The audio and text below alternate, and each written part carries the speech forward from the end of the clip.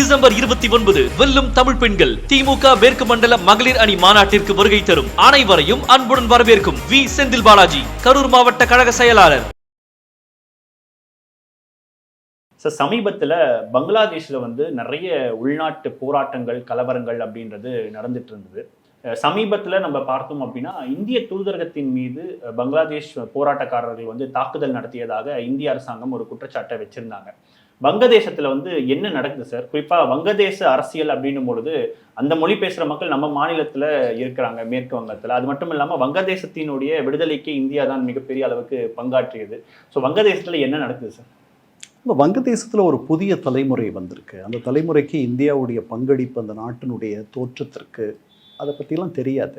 அதாவது எப்படி இந்திய நாட்டில் நம்ம விடுதலை பெற்று 80 ஆண்டுகள் ஆகிடுது. இப்போ எனக்கே நான் விடுதலைக்கு பின்னாடி பிறந்த ஒருவன். ஆனால் நான் 60களில் தொடக்க காலங்களில் பிறந்ததுனால எனக்கு விடுதலை போராட்டத்தினுடைய எச்சங்களை நான் பார்க்க முடிந்தது. தியாகிகள், விடுதலை போராட்ட வீரர்கள், அவர்கள் எத்தகைய தியாகங்களை செய்தார்கள், அதெல்லாம் எனக்கு நேரடியாகவே கொஞ்சம் பரிச்சயமாகிற அளவுக்கு அந்த ஒரு காலகட்டத்தில் நான் பிறந்துட்டேன். இன்றைக்கி 71 வங்கதேசம் உருவானது. இன்றைக்கி வந்திருக்கிற அந்த 20களில் இருக்கக்கூடிய இளைஞர்களுக்கு அவர்களுக்கு வங்கதேசத்தினுடைய உருவாக்கத்தினுடைய வரலாறு தெரியாது. இல்லை, இந்தியாவினுடைய பங்களிப்பு என்பது, அதாவது அந்த நேரத்தில் madam, you not only created history but also geography என்று ஒரு எதிர்க்கட்சி தலைவர் நாடாளுமன்றத்தில் இந்திரா காந்தி அம்மையாரை போற்றி புகழ்ந்தார். ஒரு தனி நாட்டையே அவர்கள் உருவாக்கினார்கள். அதற்கு நாம் நிறைய நாம் இல்லைன்னா அவர்களுக்கு அந்த ஒரு தனி நாடு என்பது கிடைத்திருக்காது. ஸோ பாகிஸ்தானிலிருந்து அவர்கள் பிரிந்து போய் ஒரு தனி நாடாக 71 இயங்கிக் கொண்டிருக்கிறார்கள். ஆனால் அந்த நாட்டினுடைய தந்தையாக இருக்கக்கூடிய ஷேக் முஜிபுர் ரஹ்மான் அவர்தான் அந்த நாட்டை நிறுவியவர். அவர் உடனே கொலை செய்யப்பட்டார். அவருடைய மகள் தான் ஷேக் ஹசீனா, நம்ம நாட்டில் நாம் புகலிடம் தந்திருக்கிற அந்த தலைவர். அவர் கடந்த 15 ஆண்டுகளாக அங்கு ஆட்சி செய்து வந்தார். அவருடைய ஆட்சி 15 ஆண்டுகள், ஒரு 10 ஆண்டுகளுக்கு மேலாம் யாரும் ஆட்சியை செய்யக்கூடாது. இப்போ அமெரிக்காவில் ஒரு அதிபர்னா 2 முறை தான் அவர் அதிபராக இருக்க முடியும். 8 ஆண்டுகள், அதற்கு மேலே இருக்க முடியாது. ஏன்னா அதற்கு பிறகு உங்களுக்கு அந்த ஆட்சியினுடைய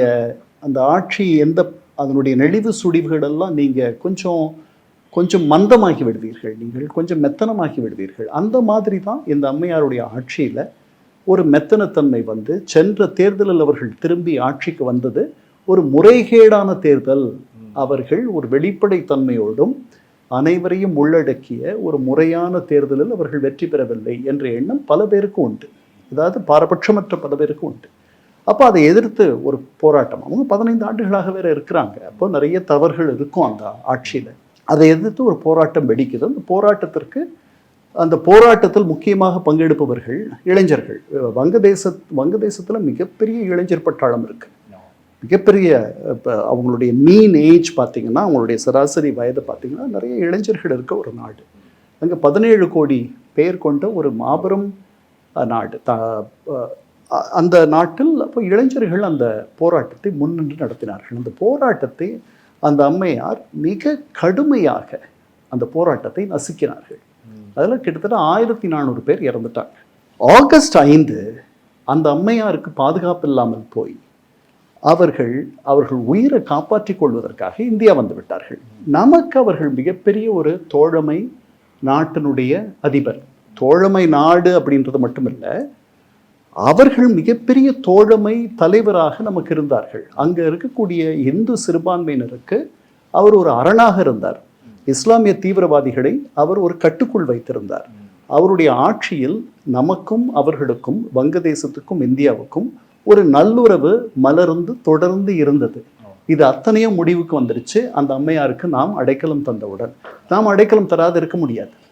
ஏன்னா அந்த அம்மையார் நமக்கு ஒரு நட்பு நாடாக அந்த நாட்டை மாற்றியிருந்தார்கள். நமக்கு நிறைய நல்லுறவு இருந்துச்சு. நாம் இல்லைன்னா அவர்கள் சீனாவை நோக்கி போவது, இதுதான் நம்முடைய அண்டை நாடுகள் எல்லாம் பண்ணுறது. அவர்களுக்கு பாகிஸ்தான் மீதும் பரிவுள்ளவர்கள் சில பேர் அங்கே இருக்கிறாங்க. இப்படி இப்படியான சூழலில் நாம் அவர்களுக்கு அடைக்கலம் தந்தோம். அடைக்கலம் தந்ததுக்கு பிறகு அங்கே இருக்க ஒரு நீதிமன்றம் அந்த அம்மையாரையும் அவர்களுடைய உள்துறை அமைச்சரையும், இந்த 1400 பேர் இறந்தாங்கன்னு சொன்னேன் இல்லையா, அவர்களுக்கு அந்த அந்த காரணங்கள் எல்லாம் சொல்லி அவர்களுக்கு மரண தண்டனை கொஞ்ச நாள் முன்னாடி விதிச்சது. அதுக்கு மட்டும்தான் அவர்கள் எதிர்வினை ஆற்றினார்கள். இங்கே அவங்க வேற எதுவும் பேசுறது கிடையாது. அவங்க பேசும்பொழுது என்ன சொன்னாங்க, நான் குற்றவாளி கிடையாதுன்னு சொன்னாங்க. அப்புறம் ஒரு கொஞ்ச நாள் முன்னாடி நமக்கும் அவர்களுக்கும் ஒரு ஒப்படைப்பு ஒப்பந்தம் இருக்கு, எக்ஸ்ட்ரடிஷன் ட்ரீட்டி இருக்கு. அந்த ஒப்படைப்பு ஒப்பந்தத்தினுடைய அதனுடைய ஷரத்துகளை அவங்க தூண்டி எங்களுக்கு நீங்கள் இவர்களை திருப்பி தரணும்னு கேட்டு ஒரு முறையாக ஒரு கடிதம் எழுதியிருக்காங்க. நாம் அதற்கு இன்னும் பதில் எழுதலை. ஆனால் அதில் ஒரு விதிவிலக்கு இருக்குது. அரசியல் ரீதியாக யாராவது இங்கே தஞ்சமடைந்திருந்தால் அவர்களை நீங்கள் திருப்பி தர வேண்டிய அவசியம் இல்லை. ஸோ அப்படி இல்லைனாலும் கூட நம்முடைய வெளியுறவு கொள்கைக்கு மிகப்பெரிய ஒரு கெடுதி வந்துவிடும். நாம் இவங்களை திருப்பி கொடுத்துட்டோம்னா இந்த இந்தியர்களை நம்பி நம்ம எதுவும் பண்ண முடியாதுன்ட்டு அண்டை நாடுகளில் இருக்கக்கூடிய தலைவர்கள் நினைச்சிருவாங்க. அப்போ வெளியுறவு கொள்கையில் ஒரு இரண்டு நாடுகளுக்கு இடையே உள்ள வெளியுறவு கொள்கையில் எப்போதும் நம்பகத்தன்மை என்பது அவசியம் இருக்க வேண்டும். எல்லாம் நம்ம சொந்த நலனுக்காகத்தான் ரெண்டும் இந்த உறவுகளை வச்சிருந்தாலும் கூட, என் மீது சிறிதளவு உங்களுக்கு நம்பகத்தன்மை இல்லைனாலும் நாளைக்கு உங்களுக்கு ஒரு கஷ்டம்னா நான் காப்பாற்றுவேன்னு நீங்கள் நினைக்கலைன்னா நம்மோட எதுக்கு நீங்கள் நட்பாக இருக்க போகிறீங்க? அதனால் அந்த அம்மையாரை நாம் திருப்பி அனுப்ப போவதில்லை. ஸோ அப்போ நமக்கு ஏற்கனவே ஒரு சிக்கல் இருக்குது. அந்த நாடு கொழுந்து விட்டு எரியுது. இந்த அம்மையாருடைய கட்சியை போராட்டங்களின் வழியாக ஒரு சிவில் சொசைட்டி, அதாவது குடிகளிடமிருந்து வந்த ஒரு தலைவரை, அதாவது முகமது யூனஸ், அவர் ஒரு நொபல் பரிசு பெற்றவர். அவர் அந்த சிறு கடன்கள் கொடுப்பதில் அவர் நடத்திய சாதனை அந்த நாட்டிலும் அது ஒரு பெரிய மாதிரியாக வெளியில் பார்க்குறாங்க. அதற்காக பல மிக எளிய குடும்பங்களை, பெண்களை அவர் தூக்கி விட்டவர். அவருடைய அந்த சிறு குறு கடன்கள் தருகின்ற மைக்ரோ ஃபைனான்ஸினுடைய தந்தை. அவருக்கு 80 வயதுக்கு மேலே இருக்கும். அவர் அழைச்சி அவரை நீங்கள் இந்த நாட்டை நீங்கள் தலைமை தாங்கி நடத்தணும்னு சொல்கிறாங்க. அவருடைய பதவிக்கு என்ன பெயர் என்றால் சிறப்பு ஆலோசகர், சீஃப் அட்வைசர். அவருக்கு பிரைம் மினிஸ்டர்னு பெயர் கிடையாது. இது ஒரு தற்காலிக ஏற்பாடு தான். அவர் ஆட்சிக்கு வருகிறார். அவரை ஷேக் ஹசீனா அங்கே ஆட்சியில் இருந்தபோது அவருக்கும் ஷேக் ஹசீனாவுக்கும் நல்ல உறவு இல்லை. அவர் மீது பல வழக்குகள், அவரை பற்றிய பல புகார்கள், அவர் தவறு இழைச்சிட்டார் அப்படின்ற மாதிரிலாம். ஸோ இவர் இன்னைக்கு ஆட்சியில் இருக்கார். இவருக்கு அந்த அம்மையார் மீது பெரிய நல்லுறவு இல்லைன்னு நான் சொன்னேன். இவருக்கு இந்தியா மீது கூட, வங்கதேசத்தில் உள்ள பல பேருக்கு இந்தியா மீது ஒரு லவ் ஹேட் ரிலேஷன்ஷிப் இருக்குது. நாம் ஒரு பண்பாட்டு ரீதியான ஒரு கலாச்சார ஒரு ஆதிக்கத்தை அவர்கள் மீது செலுத்துவதாக அவர்கள் எண்ணுகிறார்கள். ஒன்று, நம்ம ஒரு பெரிய அண்ணன் மாதிரி நடந்து கொள்வதாக சில பேர் எண்ணுகிறார்கள். இன்னும் அதிதீவிரமாக எண்ணும் சில பேர் நாம் அவர்களை ஒரு காலனியாக நடத்துகிறோம் என்று எண்ணுபவர்களும் இருக்கிறார்கள். இதுக்கு மத்தியில் இவர் வந்திருக்கார். அவர் சொல்லியிருக்க சில கருத்துக்கள்லாம் நீங்கள் பார்த்தீங்கன்னா அதுக்கு இந்தியாவுக்கு ஒன்றும் பெரிய நட்பு கருத்து மாதிரிலாம் எல்லா நேரமும் இல்லை. அவர் ரொம்ப கவனமாக பேசுகிறார். இருந்தாலும் கூட அவருக்கு நம் மீது இருக்கக்கூடிய ஆதங்கம், வருத்தம் எல்லாம் சில நேரங்களில் வெளிப்படுது. இதுக்கிடையில் என்னாச்சு, இந்த இளைஞர்களெல்லாம் சேர்ந்து என்குலாப் மஞ்சோன்னு சொல்லிட்டு ஒரு ஃப்ரண்ட். என்குலாப்னா போராட்டம், மஞ்சோன்னா பிளாட்ஃபார்ம், மேடை. அதில் நிறையா எப்படி இங்கே 80களில் அஸ்ஸாமில் மாணவர்கள் போராட்டத்தை கையில் எடுத்து ஒரு மாணவர் தலைமையே வெளியே வந்துச்சோ, மகந்தான்ற ஒருத்தர், ஒரு 30 வயது உள்ள ஒருவர் அங்கு முதலமைச்சராக வந்தார். அந்த மாதிரி இங்கே ஒரு பெரிய இளைஞர் பட்டாளம் இன்று ஒரு புதிய தலைமையை உருவாக்கியிருக்கு. அந்த தலைமையில் ஒருத்தர் பேர் ஷெரீஃப் ஒஸ்மான் ஹாதி. அவருக்கு 32 வயது. அவர் இந்த போராட்டங்களின் வழியாக அவருக்கு பெரிய வரவேற்பு, அவர் பேசுகின்ற இடங்களில் பெரிய கூட்டம், அவர் விடுக்கும் அழைப்புக்கு பெரிய வரவேற்பு, இதெல்லாம் இருந்துச்சு. அவர் இந்த மாதம் டிசம்பர் 12 அன்னைக்கு ஒரு பள்ளிவாசலிருந்து வெளியே வந்து அவர் February 12 அன்னைக்கு ஒரு பொது தேர்தல் நடக்க போகுது. ஒரு பொது தேர்தலும் ஒரு பொது வாக்கெடுப்பும். என்ன வாக்கெடுப்புனா, இன்னைக்கு இருக்கிற ஆட்சி முறையில் பிரதமருக்கு பெரிய நிறைய பொறுப்புகள்லாம் இருக்குது. அப்புறம் ஒரு பொம்மை அளவில் தான் அவங்களுடைய குடியரசுத் தலைவர் இருக்கார். இதை கொஞ்சம் மாற்றி செக்ஸ் அண்ட் பேலன்சஸ். அப்போது என்ன நான் உங்களை கட்டுப்படுத்துவேன், நீங்கள் என்னை கட்டுப்படுத்துவீங்கன்ற மாதிரி சில திருத்தங்கள் எல்லாம் பண்ணியிருக்காங்க. இப்போ இருக்கிற இந்த ஆட்சியாளர்கள் அவர் ஒரு 11 குழுக்களை போட்டார். முகமது யூனஸ் அவர்கள் கொடுத்த பரிந்துரைகளை ஒவ்வொன்றும் சட்டம் ஒழுங்கு, போலீஸ், நிர்வாகம், பொருளாதாரம், இப்படி அதெல்லாம் வைத்து பொது வாக்கெடுப்பும் தேர்தலும் ஒரே நாளில் நடத்தப்படும், February 12. இப்போ இந்த ஷெரீப் ஒஸ்மான் ஹாடி அந்த தேர்தலில் தன்னை வேட்பாளராக அவர் அறிவித்துக் கொண்டார்.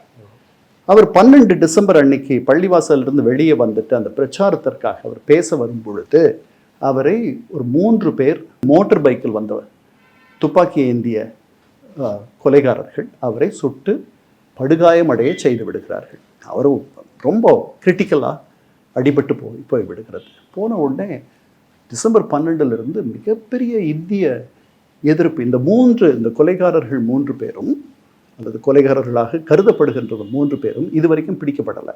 அவங்க எங்க இருக்காங்கன்னு தெரியல. அவங்க இந்தியாவின் உள்ள தப்பிச்சு வந்திருக்காங்கன்ற மாதிரி சில பேர் பேசுறாங்க. அந்த போருக்கான செலவினங்களை எப்படி உக்ரைனுக்கு கொடுக்கக்கூடிய அந்த நிதி உதவியை இனிமே நாங்க எதுவுமே இலவசமா தர மாட்டோம் அப்படின்னு சொல்லி அமெரிக்கர்கள் அறிவிச்சிட்டாங்க. அப்போ அந்த மொத்த சுமை யார் மேல விழுது அப்படின்னா அது ஐரோப்பிய ஒன்றியத்தின் மேல விழுது. ஒண்ணு. ரெண்டாவது என்ன நடக்குது அப்படின்னா, ஏற்கனவே அமெரிக்கர்களும் ரஷ்யர்களும் சேர்ந்து ஒரு ஒப்பந்தம் செஞ்சுக்கிட்டு நம்ம என்ன பண்ணலாம் அப்படின்னா இந்த ஐரோப்பிய எரிபொருள் சந்தையை நமக்குள்ள பகிர்ந்துக்கலாம் அப்படின்ற ஒரு விஷயத்த செய்யறாங்க. ரெண்டாவது என்ன பண்றாங்க அப்படின்னா, அந்த ட்ரம்ப்போடைய அந்த வலயத்தில் இருக்கக்கூடிய பெரும்பான்மையர் என்ன பண்றாங்கன்னா அவங்க கூட பேச்சுவார்த்தை நடத்தி என்னென்ன விஷயங்கள்ல நம்ம ஒத்துழைப்பு செய்யலாம் அப்படின்ற அளவுக்கும் அவங்க போயிட்டாங்க. அடுத்தது உக்ரைன்ல செலவு செஞ்ச பணத்தை மீட்டெடுக்கிறதுக்கு என்ன பண்றாங்க அப்படின்னா, அங்க இருந்த இயற்கை வளங்களை நம்ம அந்த நிறுவனங்கள் கொடுக்குன்னு சொல்லி முடிவு பண்ணிட்டாங்க.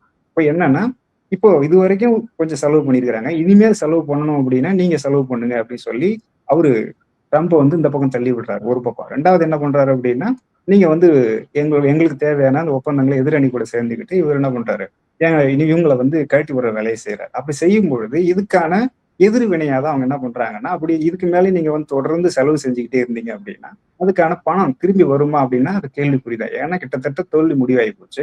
இந்த தோல்வியை ஏத்துக்கிட்டோம் அப்படின்னா வெறுமனே ஒரு போர் தோல்வியை மட்டும் ஏத்துக்கிறது இல்லை, இது வரைக்கும் செலவு செஞ்ச பணமும் உங்களுக்கு போட்ட பணம் திரும்பி வராது அப்படின்றதான் உண்மை. ஏன் அப்படின்னா அந்த போர்ல வெற்றி பெறும்போது மட்டும்தான் உங்களுக்கு எவ்வளவு பணம் போட்டீங்களோ அதுக்கான அந்த விஷயங்கள் திரும்பி கிடைக்கும். இப்போ இவ்வளவு நாளா நீங்க எவ்வளவு பணம் செலவு பல 100 பில்லியன் செலவு பண்ண அந்த பணம் எதுவுமே திரும்பி வராது.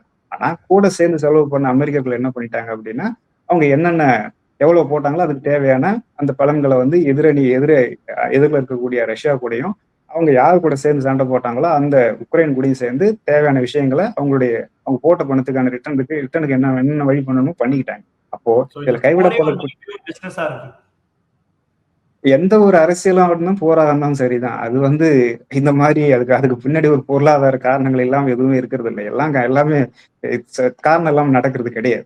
அப்போ இதுல யாரு இப்போ வேற வழியே கிடையாது. இப்போ இது வரைக்கும் செலவு செஞ்ச அந்த ஐரோப்பிய ஒன்றியத்தை சேர்ந்தவர்கள் என்ன பண்ணணும் அப்படின்னா, அந்த தோல்வி ஒத்துக்கிட்டு அந்த போட்ட பணம் எல்லாத்தையும் இழக்க வேண்டிய ஒரு சூழல் வரும். இது மட்டுமா அப்படின்னா அது மட்டும் கிடையாது. இன்னொரு விஷயமும் அதுக்குள்ள இருக்குது. என்ன அப்படின்னா, இப்ப சொல்றாங்க இல்லைங்களா, நம்ம எங்க ரஷ்ய எனர்ஜி எங்களுக்கு வேணாம், அதாவது ரஷ்ய எரிபொருள் எங்களுக்கு வேணாம் அப்படி சொல்றாங்க. இது 2026 நாங்க மொத்தமா அந்த ரஷ்ய இறக்குமதியை நிறுத்திடுவோம்னு சொல்றாங்க. நிறுத்திட்டாங்கன்னா வேற எங்கேயும் நாங்க அந்த எரிபொருளை கொண்டு வருவாங்க. அந்த கேள்விக்கு என்ன பதில் அப்படின்னா, அது மேற்காசிய நாடுகள்ல இருந்து கொண்டு வருவாங்க. இப்போ ஒரு நாட்டுக்கு பதிலாக இன்னொரு நாட்டோடைய சார்புத்தன்மை நாங்க எடுத்துக்கிறோம் அப்படின்னு சொல்றாங்களே தவிர, இவங்க சொந்தமா யாருடைய சார்பு இல்லாம நாங்க சொந்தமா நினைக்க முடியும்னு சொல்றாங்களா? அப்படிலாம் இல்லை. இப்போ என்னன்னா, யார்கிட்ட வாங்கினா என்ன, இங்க வாங்கினா அங்க வாங்கினா என்ன, ரெண்டும் ஒண்ணுதானே, ஏன் இவங்கள்ட்ட வாங்க மாட்டோம், நான் அவங்கள்ட்ட தான் வாங்குவோம் அப்படின்னு சொல்றாங்க. அப்படின்னா அப்ப இங்க உற்பத்தி ஆகிற அந்த எரிபொருள் யாரு, அதுக்கு அந்த உற்பத்தி செஞ்சு சந்தைப்படுத்தக்கூடிய ஆள் யாரு, அங்க உற்பத்தி செஞ்சு சந்தைப்படுத்தக்கூடிய ஆள் அப்படின்னு சொல்லி பார்த்தோம் அப்படின்னா அதுக்கான விடை கிடைக்கும். அப்போ என்னன்னா, ஒரு பக்கம் இவங்களுக்கு போட்ட பணம் போகுது, ரெண்டாவது என்னன்னா சந்தையும் சேர்ந்து போகுது. இப்போ இவங்க என்ன பண்றாங்கன்னா, தொடர்ந்து கத்தார் மற்ற சவுதி நாடுகளோட இவங்க தொடர்ந்து ஒப்பந்தம் செஞ்சுக்கிட்டு அங்கேருந்து இறக்குமதி செஞ்சு அதை சந்தைப்படுத்திக்கிட்டு இருக்கிறாங்க. அப்போ போட்டிக்கு நீங்க நேரடியா அங்கேருந்து இறக்குமதி பண்றீங்க அப்படின்னா, உதாரணத்துக்கு நீங்க ரஷ்யாவில இருந்து அந்த கைவிடப்பட்ட அந்த நார்த் ஸ்ட்ரீம் சொல்லக்கூடிய அந்த எரிவாயு குழாயை நீங்க நேரடியா கொண்டாந்து இது ஜெர்மனி வழியா மற்ற நாடுகளுக்கும், அதாவது கிழக்கு ஐரோப்பிய நாடுகளுக்கும் மேற்கு ஐரோப்பிய நாடுகளுக்கும் நீங்க தொடர்ந்து விநியோகம் செய்யறீங்க அப்படின்னா அதோட போட்டி போட முடியுமா? இங்கிருந்து செல்லக்கூடிய கடல் வழியா கப்பல்களை ஏற்றி கொண்டு போய் அங்க இறக்குமதி செஞ்சு அங்கிருந்து நீங்க அது நிறைய முதலீடு செஞ்சிருக்கிறாங்க. எப்போ இவங்க எத்தனை பேருக்கு நினைவு இருக்கும் அப்படின்னு தெரியல. அப்போ தொடர்ந்து அந்த எல்என்ஜின்னு சொல்லக்கூடிய அந்த லிக்விஃபைட் நேச்சுரல் கேஸை வந்து இறக்குமதி பண்றதுக்கான முனையங்களை நிறைய கட்டினாங்க இந்த போர்க்காலத்துல. ஏன் அப்படின்னா எங்களுக்கு வந்து ரஷ்ய எரிபொருள் எங்களுக்கு வேணாம், அதுக்கு மாற்றா நாங்க என்ன பண்றோம்னா அதுக்கான வழிவகைகளை ஏற்படுத்துறோம் அப்படின்னா, நீங்க திடீர்னு ஒரு பொருளை தேவைன்னா நாளைக்கே நான் போய் வாங்கிக்கிறேன், சந்தையில போய் வாங்கிக்கிறேன்னா அது கிடையாது. அதுக்கான நீங்க வந்து உள்கட்டமைப்பு நீங்க வந்து வலுப்படுத்தணும், அதுக்கான நிறைய செலவு செய்யணும். அப்போ போருக்கு மட்டும் அவங்க செலவு செய்யல, இந்த மாதிரி உள்கட்டமைப்புகளை கட்டமைக்கிறதுக்கும் அவங்க நிறைய செலவு செஞ்சிருக்கிறாங்க ஐரோப்பிய நாடுகள். இப்போ மறுபடியும் இவங்க என்ன பண்றாங்கன்னா, நாங்க அப்ப அந்த இழப்பு சந்திச்சது யாருன்னு பாத்தீங்கன்னா, அந்த 11 பில்லியன் செலவு செஞ்சு குழாய் போட்டாங்க இல்லைங்களா, அவங்கதான் அதுக்கான இழப்பை ஏத்துக்க வேண்டிய சூழல் ஏற்பட்டுச்சு. இப்ப மறுபடியும் அந்த குழாய் வந்து சீர் செய்யப்பட்டு நேரா இவங்க வந்து சந்தையில விட்டாங்க அப்படின்னா, இப்ப முதலீடு போட்டவங்களுக்கான வருமானம் குறைஞ்சிரும். ஏன் அப்படின்னா, இங்க இருந்து போகக்கூடிய அந்த எரிபொருள்ன்றது ரொம்ப மலிவானது. ரஷ்யாவில இருந்து செல்லக்கூடிய அந்த எரிபொருள்ன்றது மலிவானது. மற்ற நாடுகள்ல இருந்து நீங்க கொண்டு வந்து இறக்குமதி செஞ்சு அதை அந்த எரிபொருள் இறக்குமதி முனையம் வழியா இறக்குமதி செஞ்சு அதை வந்து நீங்க விநியோகம் செஞ்சீங்க அப்படின்னா அவங்களோட போட்டி உங்களால வெல்ல முடியாது. அப்போ போட்ட பணமும் போச்சு, உள்கட்டமைப்புக்கு செலவு செஞ்ச பணமும் போச்சு, அதுக்காக அந்த ஐரோப்பிய சந்தையும் போச்சுன்னும் பொழுது அப்ப வேற வழியே இல்லை. இவங்க அதுக்காக எதிராக சண்டை போட வேண்டிய ஒரு கட்டாயத்துக்கு ஐரோப்பிய நாடுகள் வந்துட்டாங்க. அதுக்கு அவங்க கண்டறிஞ்ச இன்னொரு முறை என்ன அப்படின்னா, இப்ப இதை தடுத்து நிறுத்தணும். எப்படி தடுத்து நிறுத்துறது அப்படின்னா, நீங்க என்ன பண்ணலாம் அப்படின்னா, ஏற்கனவே அந்த ரஷ்ய இந்த அவங்களுடைய சொத்துக்களை வந்து பறிமுதல் செஞ்சு வச்சிருக்கிறாங்க, அதை முடக்கி வச்சிருக்கிறாங்க. அதை நாங்க என்ன பண்றோம்னா இந்த போருக்கு செலவு செய்ய போறோம்னு சொல்லி அறிவிக்கிறாங்க. அது மூலமா ரெண்டு வேலை செய்யறாங்க. ஒண்ணு என்னன்னா, இவங்க சொந்த காசு இனிமே செலவு பண்ண தேவையில்லை. ரெண்டாவது என்னன்னா, இந்த போரை நிறுத்திட்டோம், அதாவது போர் ஒப்பந்தம் ஏற்படலை அப்படின்னா நீங்க நீட்டிக்க முடியும். நீட்டிக்கிறது மூலமா என்ன செய்யறாங்க அப்படின்னா, அப்போ அந்த அரசியல் மாற்றம் இங்க அமெரிக்காவிலயோ இல்ல வந்து இங்க ரஷ்யாவிலயோ அவங்க சொல்றாங்க, அது உண்மையா போய் நமக்கு தெரியாது, இல்ல அவ எதிர்பார்ப்பா இருக்கலாம்ன்றது நம்ம யூகிக்க முடிய விஷயம். அவங்க என்ன பண்றாங்க அப்படின்னா, எங்கேயாவது அரசியல் மாற்றம் ஏற்படும் போது தனக்கு சாதகமான விஷயங்களை செஞ்சுக்கலாம் அப்படின்னு சொல்லி கருதுறதா இதை புரிஞ்சுக்கலாம். இந்த அப்படியான வாய்ப்புகள் எங்கேயும் இல்லை. ஆனா இன்னொரு நாட்டில் நடக்கிறதுக்கான வாய்ப்புகள் உண்டு இல்லையா? ஏன்னா தேர்தல் வருது, இடைத்தேர்தல் வருது, அமெரிக்க இடைத்தேர்தல் வருது. செனட்ல நீங்க வந்து பெரும்பான்மை இழந்துட்டீங்க அப்படின்னா நிறைய வேலைகள் செய்ய முடியும். அப்போ அதன் மூலமாவும் நீங்க என்ன பண்ண முடியும், அதுக்கான கால அவகாசம் நீங்க எடுத்துக்கிட்டீங்க அப்படின்னா அந்த போரை நீட்டிச்சு இந்த மாதிரி ஒப்பந்தம் ஏற்படுறதை தவிர்த்தோம் அப்படின்னா அந்த கால அவகாசத்துக்குள்ள நீங்க என்ன பண்ண முடியும், ஒரு மாற்றத்தை கொண்டு வந்து இந்த மாதிரியான தனக்கு பாதகமான விஷயத்த நம்ம தடுத்து நிறுத்த முடியுன்ற ஒரு நோக்கம் இருக்கு. அந்த நோக்கத்தின் அடிப்படையில் இவங்க என்ன பண்றாங்கன்னா, இங்க முடக்கி வைக்கப்பட்ட சொத்துக்களை நாங்க வந்து பறிமுதல் செய்கிறோம், அதை வந்து போருக்கு பயன்படுத்துறோம்னு சொல்லும் பொழுதுதான் அதுக்கு கடுமையான எதிர்வினையாற்றாரு ரஷ்ய அதிபர். அதுக்காக தான் இந்த என்ன பண்றாரு, கடுமையான எதிர்வினையாற்றாரு. அப்ப என்னன்னா, அது போரை நீட்டிக்கிறதுக்கான எதிர்வினை ஒண்ணு. என் சொத்தை நீ வந்து பறிமுதல் செஞ்ச அப்படின்னா அது என் மேல வந்து நீங்க போர் தொடுக்கிறதுக்கான போர் அறிவிப்பை வெளியிடுறதுக்கு சமமானது. கண்டிப்பா அதுக்கு எதிரான அதுக்கு எதிரான என்னோட நடவடிக்கைன்றது எப்படி இருக்கும் அப்படின்னா, வெறுமனே வந்து போர் நடவடிக்கையா மட்டும் இருக்காது, அதுக்கு தாண்டிய நடவடிக்கையா இருக்கும். அணு ஆயுதத்தையும் பயன்படுத்தக்கூடிய நடவடிக்கையா இருக்கும். மிரட்டுறாரு. ஏன்னா என் சொத்தை நீ எடுக்கக்கூடாதுன்றதுக்கான ஒரு மிரட்டல தான் பார்த்துக்கணும். அதுக்காக நாளைக்கே அவர் வந்து அணு ஆயுதத்தை பயன்படுத்த போறாரு நம்ம குறிப்பிட கூடாது. ஆனா ஐரோப்பியர்களோட இந்த குற்றச்சாட்டுன்றது இந்த இடத்துல நிரூபணம் ஆகுது இல்லையா? ரஷ்யாவுக்கு வந்து ஐரோப்பா முழுவதும் வந்து பிடிக்கிறதுக்கான எண்ணம் இருக்கு.